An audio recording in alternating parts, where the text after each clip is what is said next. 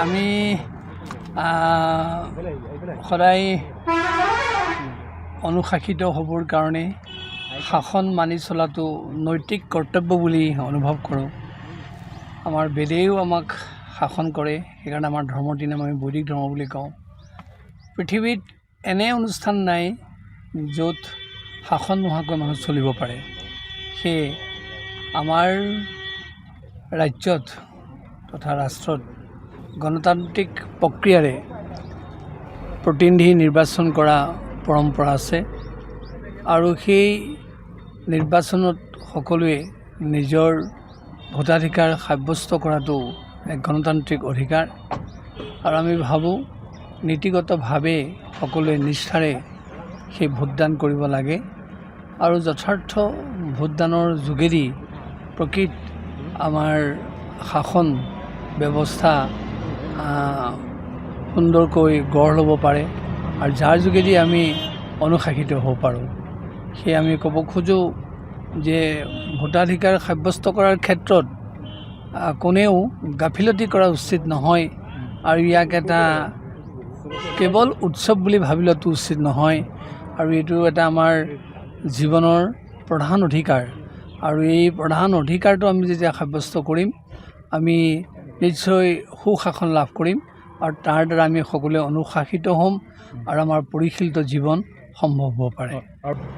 বৰ্তমানৰ মাননীয় মুখ্যমন্ত্ৰী ডক্টৰ হিমন্ত বিশ্ব শৰ্মাদেৱে কেৱল সত্ৰই নহয় অসমৰ ধৰ্মীয় অনুষ্ঠান সত্ৰ দৌল দেৱালয় মঠ মন্দিৰৰ লগত ৰজাই আগতে দিয়া যিবিলাক ভূমি আছিল সেইবিলাক বেদখল হৈছিল আৰু তাক বেদখলমুক্ত কৰিবৰ কাৰণে তেখেতে অহোপুৰুষাৰ্থ কৰিছে আৰু এইটো নিঃসন্দেহে অনস্বীকাৰ্য যে এই কৰ্ম অত্যন্ত বৰ্তমানৰ সময় সাপেক্ষ কৰ্ম, কাৰণ সত্ৰ সংস্কৃতি বিশেষকৈ অসমীয়া জাতিৰ মেৰুদণ্ডস্বৰূপ। সত্ৰ সুৰক্ষিত হৈ থাকিলে অসমীয়া জাতি সুৰক্ষিত হৈ থাকিব। অসমীয়া জাতিয়ে যি কলা সংস্কৃতিকে কেন্দ্ৰ কৰি আৰ্হি গ্ৰহণ কৰে সেই সত্ৰৰ পৰা গ্ৰহণ কৰে।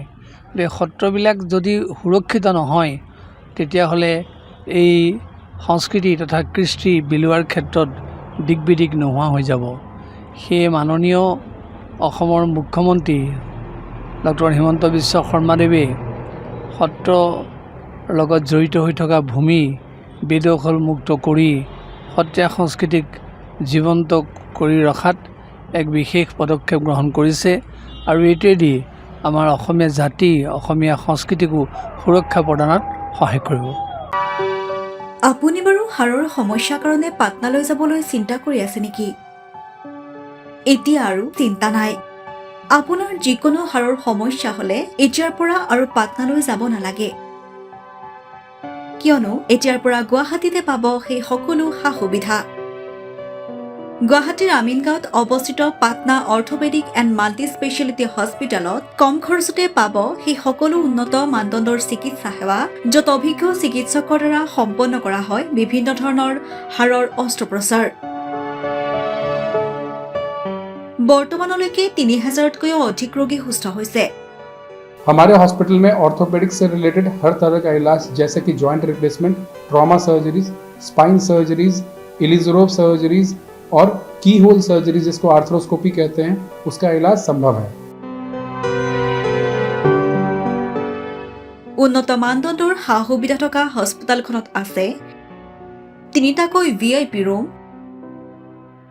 11টা কেবিন, জেনেৰেল ৱাৰ্ডত আছে 12খনকৈ বিচনা তথা 7খনকৈ বিচনাযুক্ত ICU। তাৰোপৰি এই হস্পিটেলখনৰ ভিতৰতে আছে ফাৰ্মাচীৰো সা সুবিধা।